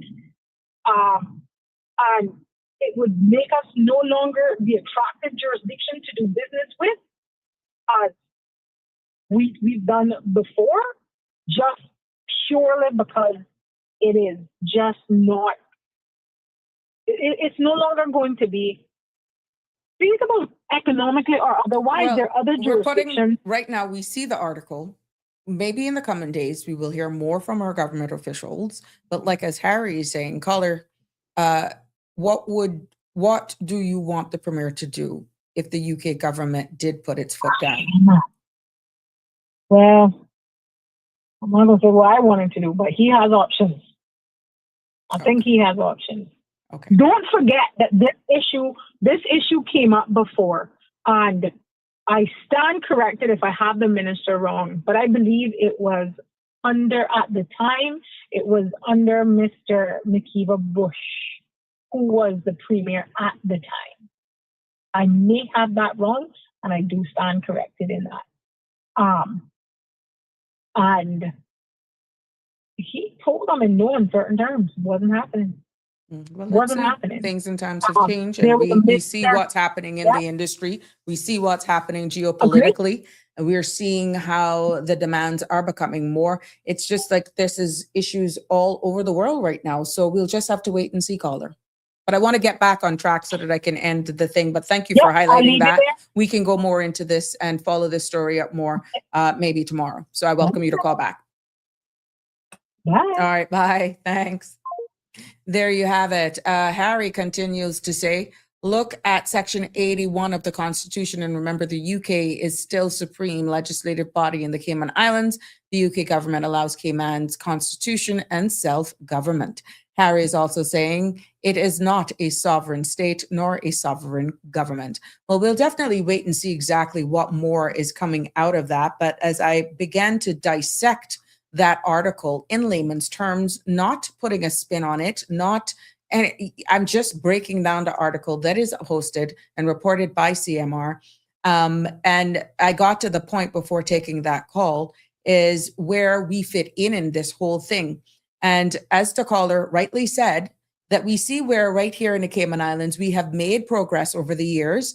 And we do have law, and it's called the Beneficial Ownership Transparency Act. That's the acronym that the caller had used. And what that act does is that it requires companies to identify and verify who really owns them, owns companies, right? And Cayman also has legitimate access register, meaning law enforcement and tax authorities that can request ownership information as well. What we're seeing, though, based on as outlined in this article, is that critics say these systems don't always work well because, 1, the fees are high, 2, the process is slow, the requirements to access information are just too strict. So even though we here in the Cayman Islands has a system in place, even legislation, some critics argue that it's as open or not as effective as it should be. And because of that, the UK is pushing harder. And people may say, well, why? Why now? And what we're saying, based on this article, is that Europe is about to require public access to company ownership information, and that the United Kingdom wants its territories, which we are, to match that standard, is what's being said. Now, the United Kingdom message is essentially saying, look, Europe is opening up. You need to open up too, meaning us. And another UK minister added, as covered in this, that some territories have been used, is what is alleged, to hide money or avoid taxes, and progress on fixing that has been, painfully slow, meaning correcting this, getting rid of the stigma and making sure that it doesn't happen. And what belts and braces needed to be put in place, they're saying has been really, really slow. So what could happen next from this is that, I guess, unless we hear otherwise, is that the United Kingdom has done this before, because we're noticing back in 2018, it passed a law forcing overseas territories to move forward towards transparency, right? And it may do something similar again, is what we're fearing. And right now, though, only Gibraltar, Montserrat, St. Helena have fully public registers at this time, based on what I'm seeing, right? And what we're seeing here, Cayman, British Virgin Islands, Turks and Caicos are in the middle tier, where limited access systems are in place. And there are other BOTCs that are far further behind. So what we will do, we'll keep abreast of all of this happenings, what it means. And I'm quite sure in the coming days, as this begins to take traction and we need to be filling it with facts and hearing from our leaders, maybe there's going to be an interview on other platforms or otherwise, or we'll probably get a statement on it to fill in the gaps and to reassure the people of the Cayman Islands exactly what this means from their perspective, not mine. I'm just dissecting the article and bringing it in layman's terms to you so you can understand what it means. And I want to thank that caller for weighing in, having worked in the industry. And there are others of you as well who may have an understanding of what's going on, be it from the political perspective, having some historical context. But where we are today, right now, and we understand the key pillar of our industry and where we generate our revenue from, is financial services, is one of the key pillars, such as tourism, such as medical. And look at that, how that ties in. Look at all of the other industries that we were talking about. Entertainment, tourism, so hello, diversification is key. And bottom line is, let's not put the cart before the horse. With what we're seeing put into public's domain, seeing all of the relationships being built by the Honorable Premier, who is the minister responsible for financial services, having traveled and all this sort of stuff, he is, I am sure, well aware of what these deadlines mean, how the UK could be putting pressure on this jurisdiction, like they say other British overseas jurisdictions, to get their ducks in a row. Let's see how he will counter this and report back to us, the people of the country, in the coming days. Harry actually went on to say, as quoted here, well, I mean, the UK has been pushing this for a long time, since Gordon Brown was Chancellor. It's just until recently they didn't really want to push any buttons unnecessarily. But now, because of the persistent delay, or in the UK's size shortcomings of the Cayman government and other developed administration, is that they're fed up and are just going to impose it if they deem it necessary, is what Harry is commenting here in a further comment. And further to that, the United Kingdom government can order the Cayman governor to invoke Section 81 via Section 31, subsection 2. Well, Harry, let's see what's going to happen. Like I said, let's see what our leaders are going to be putting into place to protect our industry. We understand the financial industry and the importance to our GDP, our income, and all that good stuff here to the Cayman Islands, how we make our money and all that sort of stuff, how we pay for the very same retirement to fund social development and services and all that sort of stuff. So this is one of the areas that we want to make sure that we protect. But because we're not independent as well, let's see exactly how far this button is going to be pushed. Oh, Miss Barbara, I got to make sure I read this comment that you were saying. You were saying, Miss Barbara, earlier comment while Siobhan was on, the caller is incorrect that the staff at DFA are social workers, that department deals strictly with financial services. Thus, they are not required to deal with humanitarian side of life. DCFS deals with persons who are in need of personal care, help, and/or personal issues.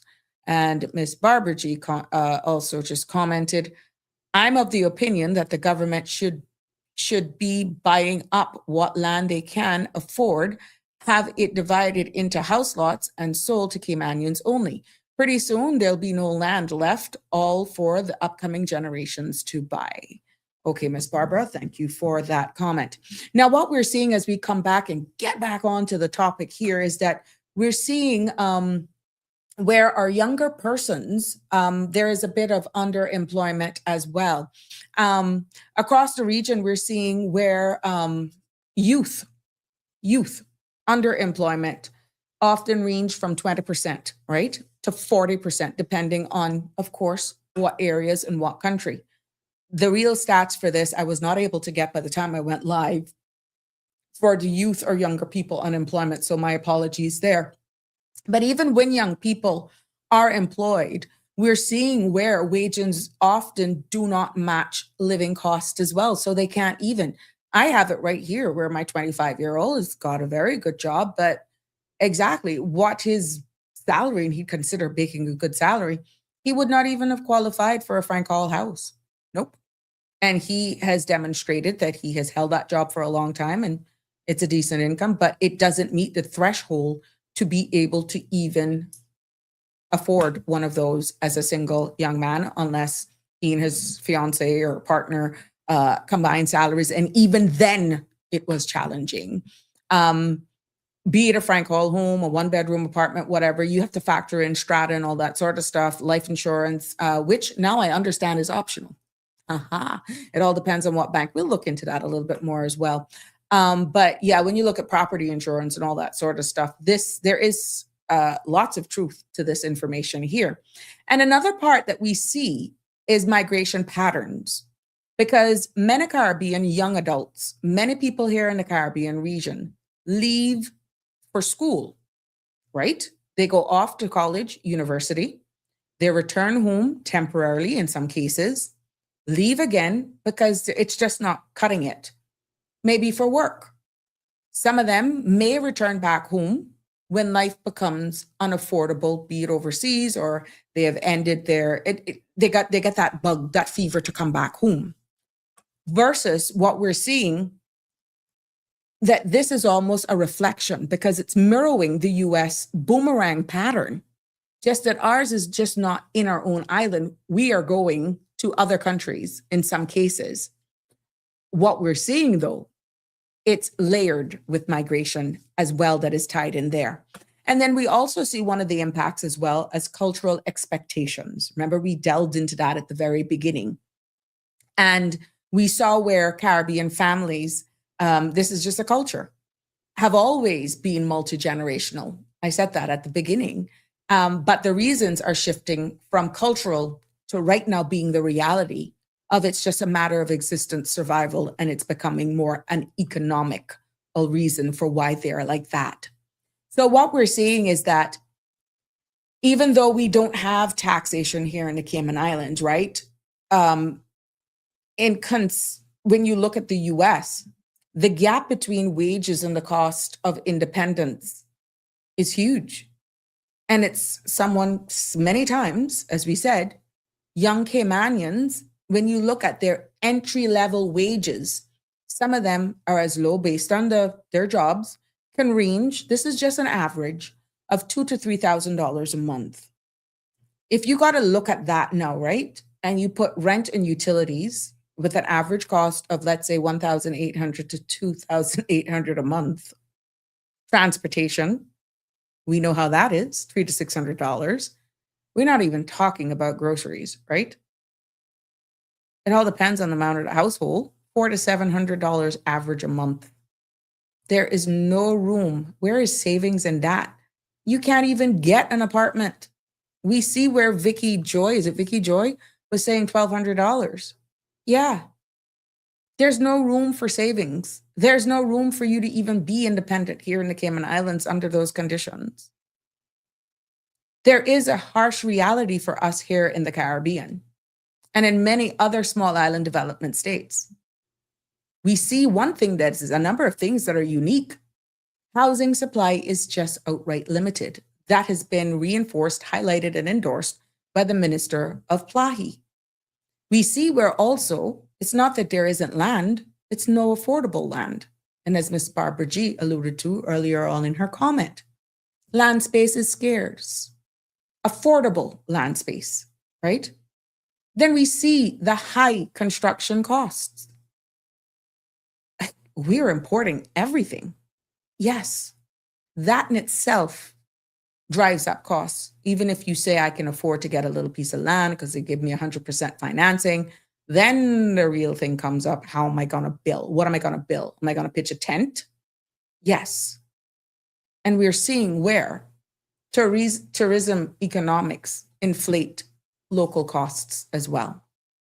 So the result from all of this is that we're seeing, based on patterns, behaviors, and data, that our younger adults, they delay in many cases, or they just decide, look, I could be home unless me and my partner can share some place and hope that it works out. But what we're seeing that young adults are delaying moving out, they're delaying marriage. Many cases, a lot of them are avoiding at all cost children. They're also delaying that dream, which is fading because they see it more as a burden of home ownership. And can you imagine? A lot of them are even delaying career advancement. Even though that came at the bottom of it, it's a reality because it showed up in the statistics. This is exactly what the US Census Bureau has actually revealed. And at the end of the day,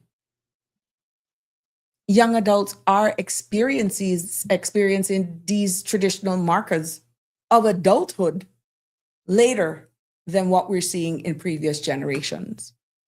So at the end of the day, there's a lot of factors that impact us because we're in a small island development states. Yes, small island development states face unique pressures just because of our sheer size. This is no different. We see it here, Bermuda, Barbados, St. Lucia. They're all facing right now land scarcity, which equals limited housing. They're also seeing where we import dependence.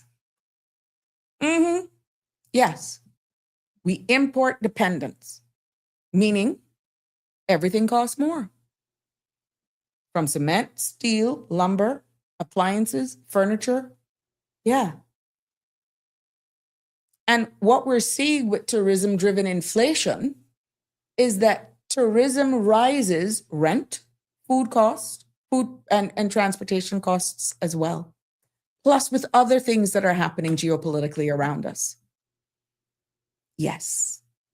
Don't you eliminate climate vulnerability, because we're seeing that storms, our very own risks, has impacted insurance costs, also insurance construction costs, to make them safer, as the caller alluded to earlier on. And that in itself has housing insecurity as well. Let me catch up here. I can't remember their name, sorry, but the one called Who Advocates Independence is going to love this if the UK government did try to impose. Oh, Harry. Oh, Danny has gone MIA. Danny Warren has gone MIA. He has been at least on this platform. So I don't know. I got to reach out to him. But yeah, Harry, you remember, or you're something else. Youth underemployment in the Cayman Islands stands at 13.7. Yes, according to, thank you for pulling that up. I just put together what I had. 13.7 according to the latest stats. Thank you for sharing that with me. Ms. Barbara says there is no 1,200 apartments in any decent neighborhoods anymore. Yeah, I believe you there. And the key word, decent is the key word here. Andrew Campbell is commenting and saying, a young single person without a child needs to make a minimum of $20 per hour or $800 per week, $3,200 a month. Realistically, $3,600 to $4,000 if you include car payments, rent, utilities, insurance, and pension. That's the cold, hard truth. And I can assure you, Andrew, still, based on what we're seeing, the cost of some of these houses, or let's say an apartment, that still wouldn't get them through the doors sometimes to own in Grand Cayman. Let me specify, you may luck out in the sister islands, but in Grand Cayman, that wouldn't get you too far. Wake Up Cayman Islands is saying, I attended an Indian birthday celebration where an 18-year-old received a remarkable gift from his grandfather, the key to own his own house. He wasn't going to live in it yet. The plan was for it to be rented out until he finished university. In other words, the rental income would help pay for his education. Wow, you see, again, the difference in cultures. Look at that. Thank you for sharing that with us. And Wake Up Cayman Islands continues to say, that is the kind of long-term planning and generational strategy many families could learn from. Pooling resources, investing early, and setting up the next generation for stability and opportunity. Well said. And thank you for that. Again, look at the culture. And if you say, why are we not more successful? Why are we not advancing faster in our own home? Thank you for sharing that with us, because that's a culture that is not in us. Some of our families have had generational financial stability or access to wealth or access to real estate that they were able to give a good footing for their children and could pass on to their grandchildren. Not everybody here is of the same start. So again, look at certain cultures that come from across the world, come here and have the same basic principles, is able to sustain themselves even here and be successful. The root of what I am repeating is culture, behavior, practices, discipline, further vision ahead, and not competing with your neighbor or getting the likes or just, being up on your social media pages. This is not beating anyone up.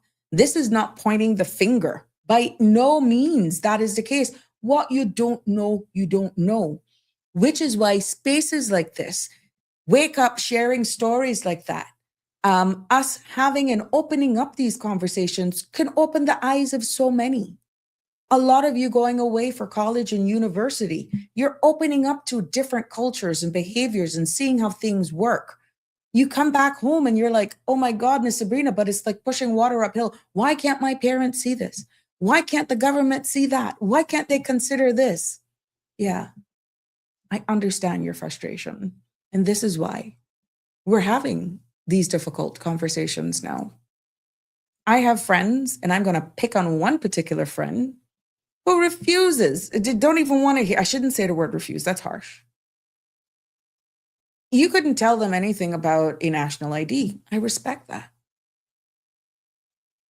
Oh boy, they could get me, but I love this space so I can get some of my diehard friends, like close friends. Now, they need a UK passport.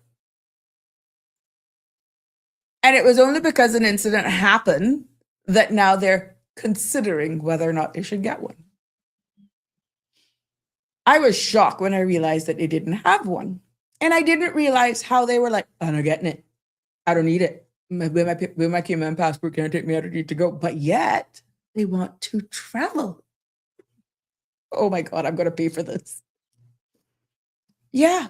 And it's like, you know, they're having a hissy fit because, yes, they're seeing the realities and the benefits of getting a UK travel document versus just traveling on a Cayman travel document.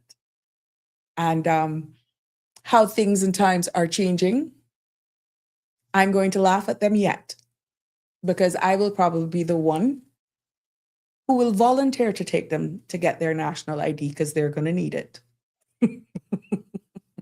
But I'll tell you that when that actually comes to reality.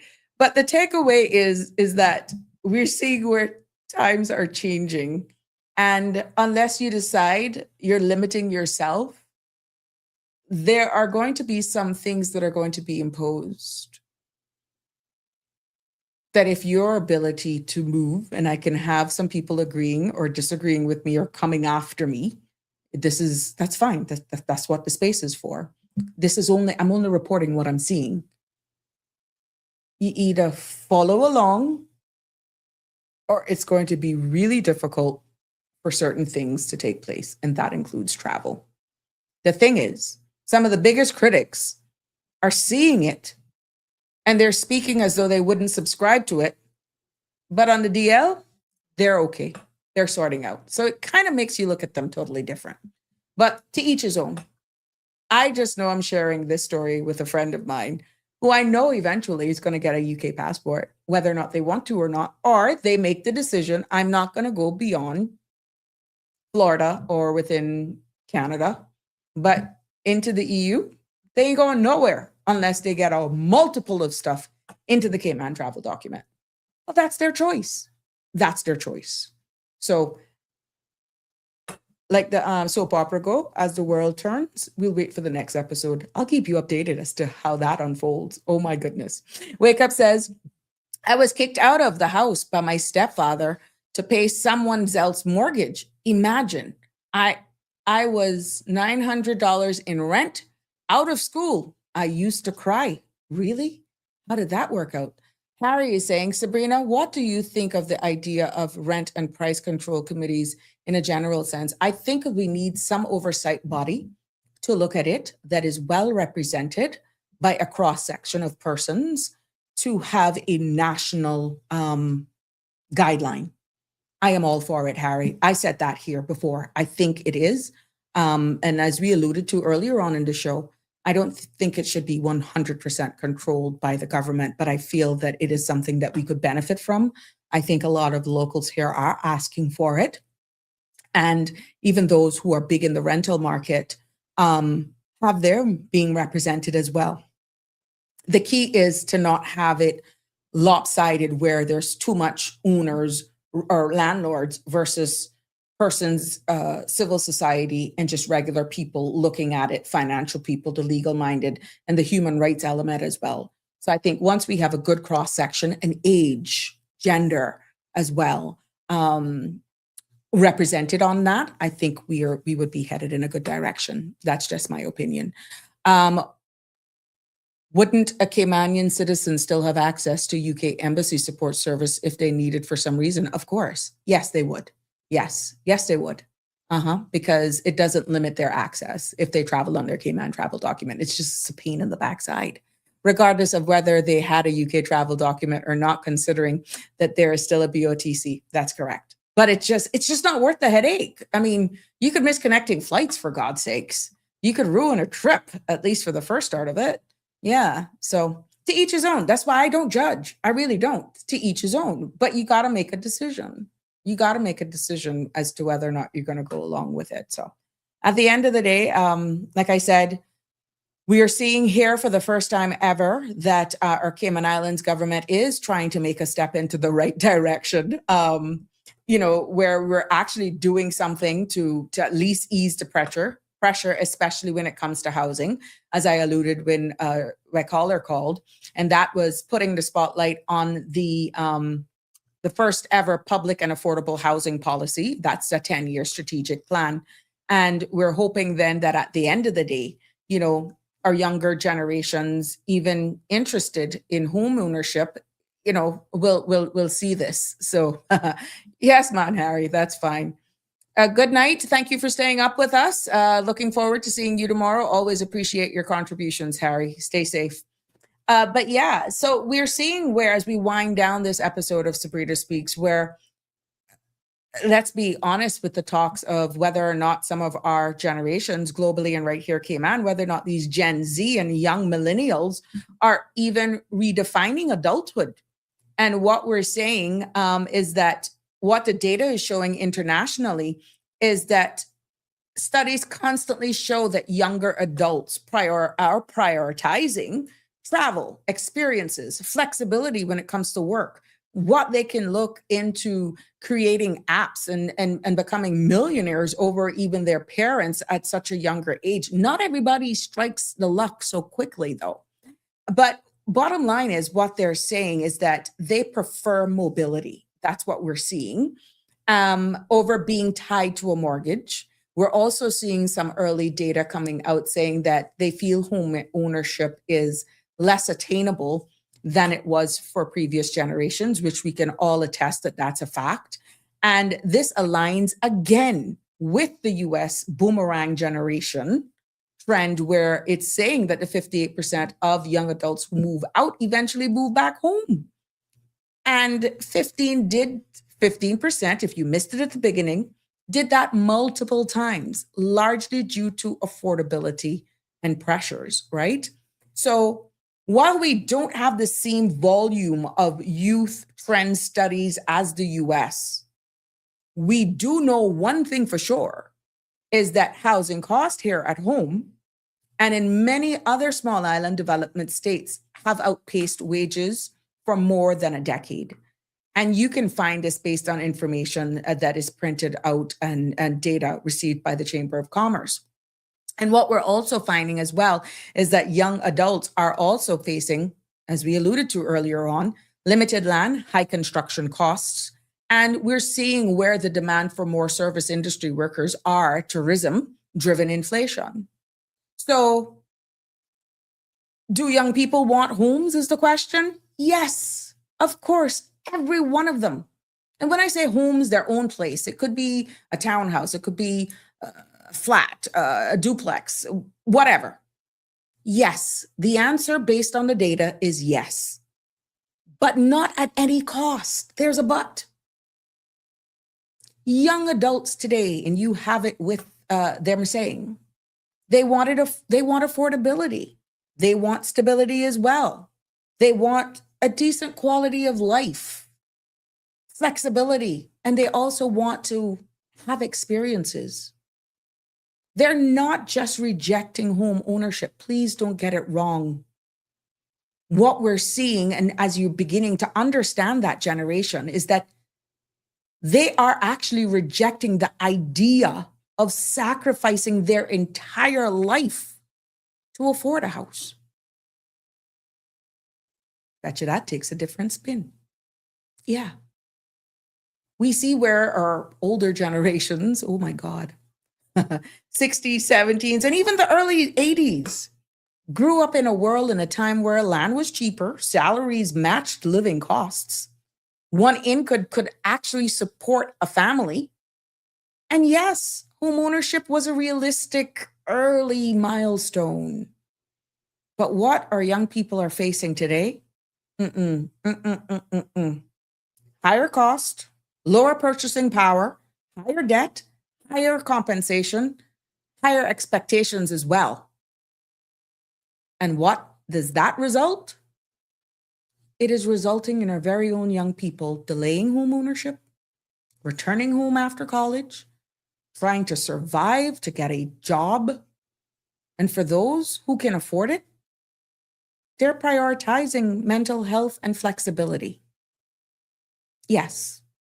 And to be honest, what the data is showing is that they're feeling priced out of the traditional path. And this, my friend, is not a lack of ambition. It's a response to the economic reality. That's bottom line what it is. 𝗕𝗏𝗃𝗀𝗃 is saying we need the expandable container homes in Cayman, and no 18-year-old should be paying $1,200 in rent.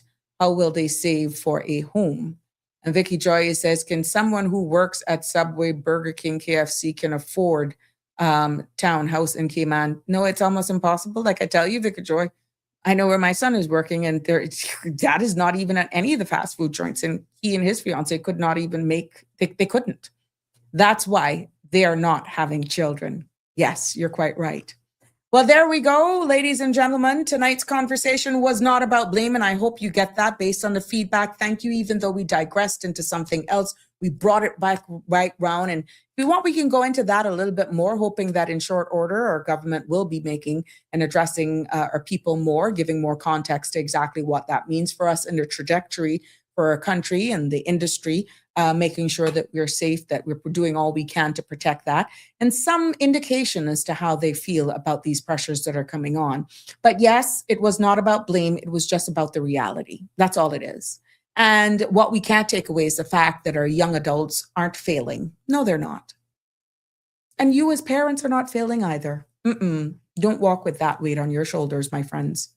The economy is just shifted and continues to shift. That's happening globally, and it's happening locally.